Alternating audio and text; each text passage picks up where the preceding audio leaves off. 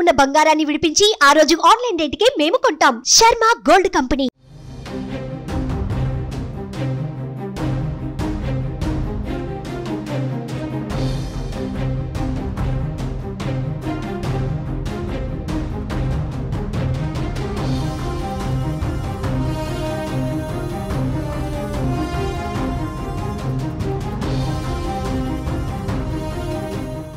ఆంధ్రప్రదేశ్ను వరుణుడు వేయటం లేదు. తుఫాన్లు, వాయుగుండాలు వరుస పెట్టొస్తున్నాయి. తాజాగా మరో అల్పపీడనం ప్రభావంతో మరోసారి రాష్ట్రానికి వర్ష సూచన వచ్చింది.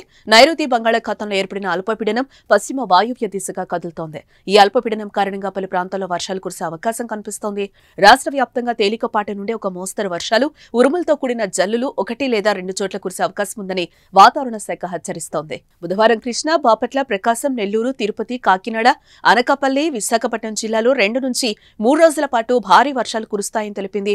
ఈ మేరకు కాకినాడ, అనకాపల్లి, విశాఖపట్నం జిల్లాలకు ఆరెంజ్ అలర్ట్ జారీ కాగా, అలాగే కృష్ణా, బాపట్ల, ప్రకాశం, విజయనగరం జిల్లాలకు ఎల్లో అలర్ట్ ను జారీ చేసింది.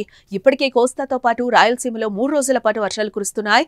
కృష్ణా జిల్లాలో కూడా పలు ప్రాంతాల్లో మంగళవారం సాయంత్రం నుంచి వర్షాలు పడుతున్నాయి. అయితే బుధ, గురువారాల్లో ఎక్కువగా ఉత్తరాంధ్ర జిల్లాలో భారీ వర్షాలకు అవకాశం ఉందని అధికారులు అంచనా వేస్తున్న పరిస్థితి కనిపిస్తోంది. ఈ అల్పపీడనం కారణంగా దక్షిణ కోస్తా తీరంలో గంటకు గాలులు గరిష్టంగా 55 కిలోమీటర్ల వేగంతో వీస్తాయని ప్రజలు అప్రమత్తంగా ఉండాలని సూచించారు.